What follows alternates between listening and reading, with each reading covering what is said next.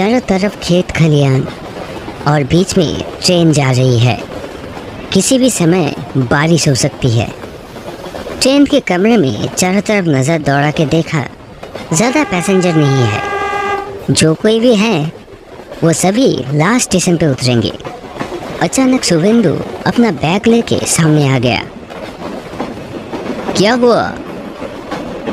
बारिश आ रही है, यहीं उतर लेते हैं। एडवेंचर पे निकल के इस बारिश से डरने का बंदा मैं नहीं हूँ, या हम में से कोई भी नहीं है। कुसुमपुर स्टेशन पे उतर के कोई नजर में नहीं आया। थोड़ी ही दूर एक दुकान पे एक लालटेन जल रहा था। उधर जाके देखा, एक चाय की दुकान थी। एक बुजुर्ग आदमी बैठे बैठे सुस्ता रहे थे। भैया, यहाँ रात पे रुकने के लिए कोई घर मिलेगा? शायद वो हम लोगों का बात सुन नहीं पाया। मृणाल ने सोचा कि ये बहरा है। चिल्ला के पूछा, ओ भाई साहब, रात में रहने के लिए कोई जगह मिलेगी क्या? वो आदमी बिना बताए एक मैदान की तरफ देखा। उस तरफ हम सभी घूम गए। उस मैदान के बीच में एक बहुत बड़ा महल जैसा कुछ है। इस अंधेरे में कुछ भी समझ में नहीं आया। अभी बारिश भी आने वाली है। हम तीनों ने उस मैदान के बीच में से दौड़ लगाया। मैदान के बीच में आते ही बहुत जोरों से बारिश होने लगा। बादल को देख के ऐसा लग रहा था कि हम लोगों को भिगोने के लिए ही वो बैठा है ऊपर। जितनी भी कोशिश कर लूं, ये बारिश ने हम लोगों को पूरा भिगा दिया। सुबह से ही आज का मौसम बहुत ही उमस भरा था। बारिश के साथ साथ तेज हवा ने पेड़ों को हिला दिया। वो जो महल दिख रहा था, अभी भी वो साफ नहीं दिख रहा है। पीछे मुड़ के वो स्टेशन और चाय की दुकान भी नजर में नहीं आया। चारों तरफ एक कोहरा छाया हुआ है। हम लोग मैदान के बीच में खड़े हुए हैं। टाइम कितना हुआ? मैंने जवाब दिया, 3:30 बज रहे हैं। चारों तरफ देख के लग रहा है कि रात हो चुकी है। हम लोग धीरे धीरे आगे बढ़ते गए उस महल की तरफ। उस महल का गेट टूटा हुआ था, इसलिए अंदर घुसने में कोई भी दिक्कत नहीं हुई। बाहर में लगा हुआ 2 स्टैचू देख के लग रहा था कि ये किसी जमींदार का घर था। चारों तरफ जंगल हो रखा है। आंगन में एक बहुत बड़ा फाउंटेन था और उसके बीच में एक लड़की की टूटी हुई मूर्ति। ऐसा लग रहा है इस घर में कोई नहीं रहता। किसने बोला? इस घर पे लोग नहीं रहते। इस महल ने कितने लोगों का सेवा किया है, और आप लोग तो सिर्फ 3 आदमी हो। अचानक ही एक आदमी बाहर निकलकर ये सब बोलने लगा। हम तीनों चौंक गए। इस अंधेरे में कहाँ से ये टपक पड़ा? हम में से किसी को ये समझ में नहीं आया। मैंने साफ देखा था, घर का कोई भी दरवाज़ा नहीं खुला था। हम लोग चौंक गए हैं ये देखकर। वो आदमी थोड़ा हंसकर बोला, आप जैसे कितने लोग यहाँ आते हैं, कोई भटक कर और कोई तो अपने शौक पर आते हैं। हमारे महल का दरवाज़ा सबके लिए हमेशा खुला हुआ है। हम लोगों ने देखा कि उस आदमी के हाथ में एक लालटेन है। ज़्यादा देर नहीं हुआ है, लेकिन इस मौसम के कारण चारों तरफ अंधेरा छाया हुआ है और अब तो बीच बीच में बिजली भी कड़क रही है। उसी रोशनी में चारों तरफ का नज़ारा साफ नज़र आया। ऐसा लग रहा है कि कितने दिनों से यहाँ कोई नहीं रहता। आइए, ऊपर के 2 घर साफ सुथरे हैं। देखिए किसमें रहना चाहेंगे, हाथ पैर धो लीजिए, मैं खाना भिजवा देता हूँ। हम तीनों ने एक दूसरे की तरफ देखा। वो वो आदमी सीढ़ी की तरफ बढ़ने लगा। मैंने मृणाल को रोक के कहा, अरे उस आदमी को कैसे पता चला कि हम लोग यहाँ आज रहने वाले हैं? और एक चीज़ नोटिस किया है। क्या बात? दरवाज़ा खुला नहीं, लेकिन वो आदमी आया कहाँ से? शुभेंदु और वो आदमी थोड़ा आगे बढ़ गया था। मैं और मृणाल वहीं खड़े रह के बात कर रहे थे। शुभेंदु ने कहा, वहाँ खड़े रह के क्या कर रहे हो? ऊपर आओ। तुम जाओ, हम लोग आ रहे हैं। सच में ये तो हमने नोटिस ही नहीं किया था। लालटेन अभी ना होने के कारण अंधेरा थोड़ा ज़्यादा लग रहा था।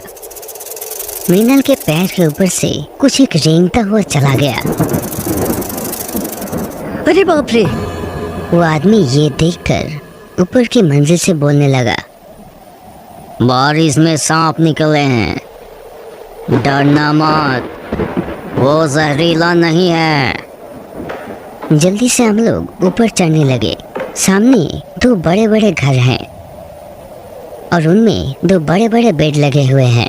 घर के सीलिंग में एक झाड़ लटक रहा है, एक महंगी अलमारी और उसमें शीशा भी लगा हुआ है। घर के कोने में एक पत्थर से बना हुआ टेबल चेयर है। उसी घर के अंदर जाके हम तीनों बैठ गए। वो आदमी भी धीरे धीरे वहां से चला गया।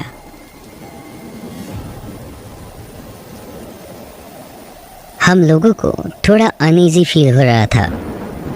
सपने जैसा लग रहा था सब,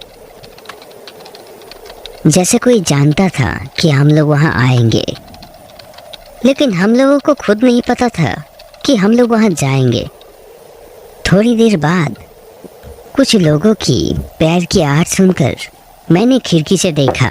उस आदमी के पीछे 3 औरत कुछ बातें करते करते इधर आ रहे हैं। इस हवेली पे इतने सारे लोग हैं, ये विश्वास ही नहीं हो रहा। वो लोग घर के अंदर आते से ही हम लोगों ने देखा उन लोगों के हाथ में खाना और पानी था। वो सब रख के वो औरतें वहाँ से निकल गए। उनकी पायल की आवाज़ पूरे हवेली में गूंजने लगी। वो आदमी बोलने लगा, ये खाना खा लीजिए।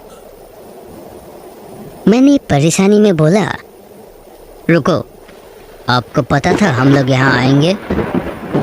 वो आदमी शांत तरीके से बोला, हर दिन कोई ना कोई आता है, इसलिए ज़मींदार के हुक्म से हम लोग मेहमानों के लिए खाने की व्यवस्था रखते हैं।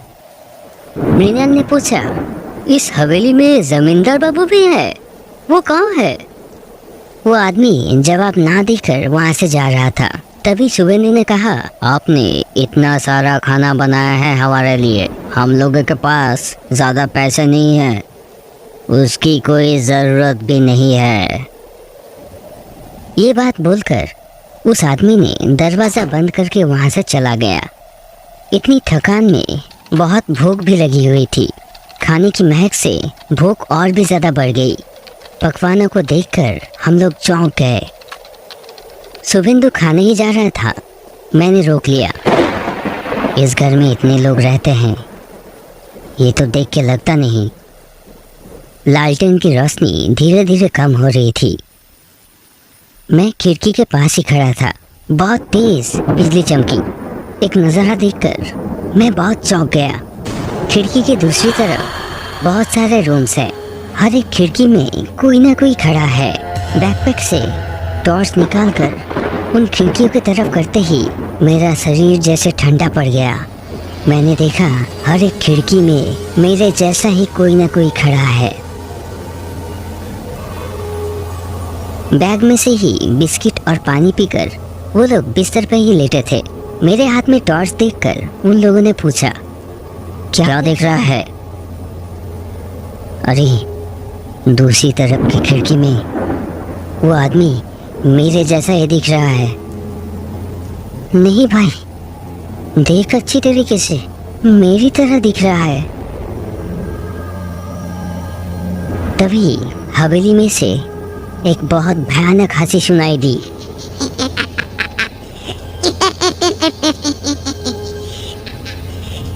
उस रूह कपा देनी हंसी से हम लोग बहुत डर गए। हम लोग किसी शैतान या प्रेत के चंगुल में फंस गए हैं। बीच बीच में बिजली गिरने के कारण चारों तरफ का नज़ारा साफ दिख रहा था। हम तीनों ने ही दरवाजे की तरफ दौड़ लगाया, लेकिन कहाँ है दरवाज़ा? चारों तरफ सिर्फ दीवार है। हाँ, हम लोग कैद हो चुके हैं। किसी भी घर में कोई भी दरवाज़ा नहीं है। मृणाल ने रोते हुए बोला। अरे, हम लोग तो दरवाजे से ही अंदर आए थे, वो दरवाज़ा कहाँ गया?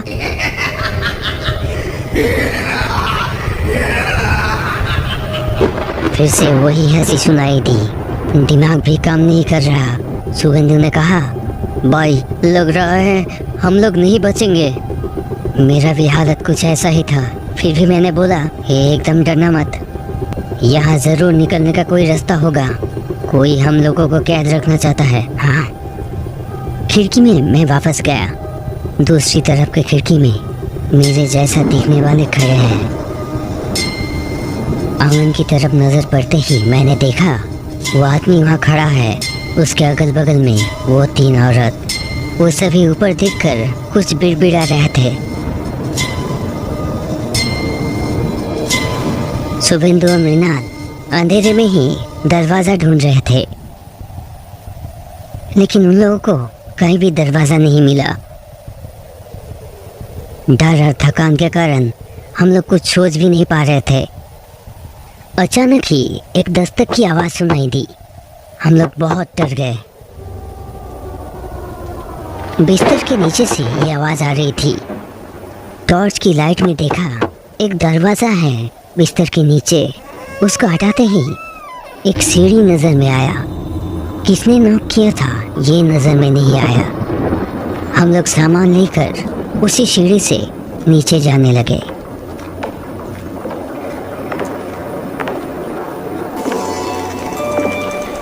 धीरे धीरे हम लोग एक गुफा जैसी सुरंग में घुस गए। धीरे धीरे बारिश का पानी हम लोगों के ऊपर गिरने लगा और समझ में आया यहाँ का छत खुला हुआ है। ऊपर आसमान नज़र आ रहा है। एक रस्सी झूल रही है। उसी रस्सी को पकड़कर हम लोग ऊपर आ गए। एक आदमी ने हम लोगों को खींच के ऊपर लाया। हम लोगों की सांस फूलने लगी थी। इस बारिश में ही हम लोग उस मैदान में बैठ गए। मैंने कहा, आप अगर नहीं आते तो हम लोगों का क्या होता? उस आदमी का चेहरा अभी नजर आया। चाय की दुकान का वो आदमी। ये क्या, आप? वो आदमी बोला, आप लोग मैदान की इस तरफ क्यों आए? पीछे से कितनी बार बुलाया आपको? उम्र हो चुकी है। आपके पीछे गया लेकिन पकड़ नहीं पाया। मैंने सोचा ही था कि आप लोग खतरे में पड़ेंगे। उस हवेली में हम लोग अटक गए थे। वहाँ कोई हवेली नहीं है, वो जमींदार का सजा घर था। उनकी प्रजा गलती करने से वहाँ बंदी बनाए जाते थे। एक आदमी और 4 औरत हमेशा पहरेदारी करते थे। बंदी लोग भूख से वहीं मर जाते थे। उनकी चीखें सुनकर जमींदार को सुकून मिलता था।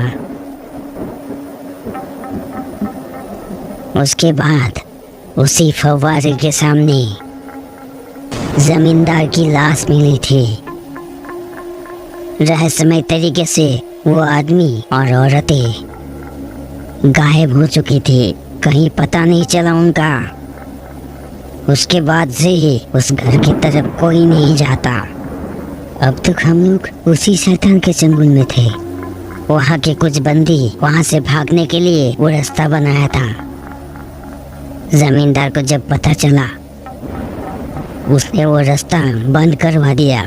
बहुत लोगों की आत्मा वहाँ कैद है। आज भी वहाँ दस्तक देने की आवाज़ आती है। ये सब सुनकर हम सभी और भी डर गए थे। मतलब वो आवाज़। वो बूढ़ा आदमी खांसते हुए बोला, अब भी आवाज़ होती है। मैं रोज़ एक रस्सी फेंक के रखता हूँ, अगर कोई आपकी तरफ फंस जाए। एक तूफान ने अचानक ही हम लोगों को उठा के फेंक दिया। तभी बिजली की रोशनी में हम लोगों ने देखा हमारे चारों तरफ कोई नहीं है, वो आदमी भी नहीं है।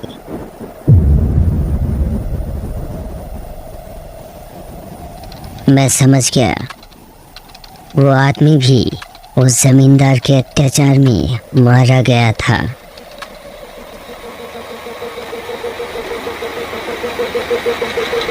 स्टेशन में आकर हम लोगों ने उस चाय की दुकान को भी नहीं देखा। कुछ देर बाद एक ट्रेन आकर रुकी, उसी में हम लोग चढ़ गए। ट्रेन के अंदर से बिजली की रोशनी में उस हवेली की तरफ नजर जाते ही हम लोगों ने देखा जैसे कि वो भटके हुए लोगों को अपनी तरफ बुला रहा है, अपनी तरफ खींच रहा है।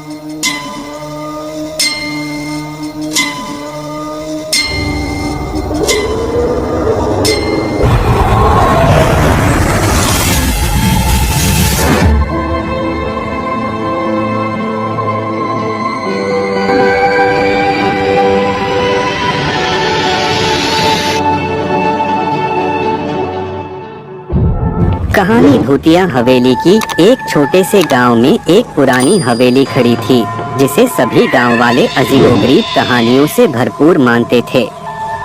एक रात गांव के एक युवक ने निर्वासित होकर हवेली में रात बिताने का निर्णय किया। रात के पहले 3 घंटे में उसने गुस्सा हुआ हवेली के दरवाजे को सुना, अजीब आवाजें सुनी और अंधेरे में चमकते हुए आंखों की रोशनी महसूस की।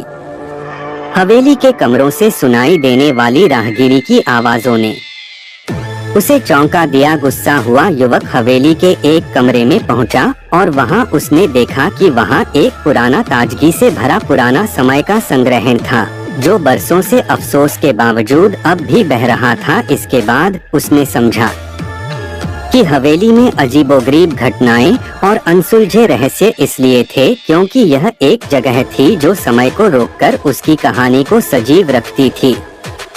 उसने गांव वालों को इस अनूठी और रहस्यमयी हवेली की सच्चाई बताई जिसने उन सभी को डोट हैरान कर दिया और हवेली को एक नया जीवन दिया। गांव वाले कहते थे, एक बार की बात है, एक छोटे से गांव में जहां रात को अजीब अजीब आवाजें सुनाई देती थीं। गांव वाले कहते थे कि उस जगह पुराने हवेली में भूत रहते हैं। एक रोमांटिक हरण शुरू होता है जब गांव का एक युवक आर्यन उस हवेली की खोज में निकलता है। आर्यन के पास एक पुरानी किताब होती है जिसमें लिखा होता है कि भूतों का रहस्यमय संसार कैसे होता है। वह हवेली में छिपे रहस्य को हल करने के लिए उत्साहित होता है। रात के समय वह आत्मा से मिलता है और उसे उसके दरवाजे के पीछे ले जाता है। हर रूप में बदलते भूत के साथ आर्यन को अपने गुनाहों का सामना करना पड़ता है। वह बुंदेलखंड के एक पुराने राजा की आत्मा से मिलता है और उसे शानदार राजमहल में ले जाता है जहां उसकी प्रेम कहानी उजागर होती है। कहानी का मोरल होता है कि कभी कभी हमें अपने गुनाहों का सामना करना पड़ता है और यह हमें अपने जीवन को सुधारने का एक नया मार्ग दिखा सकता है।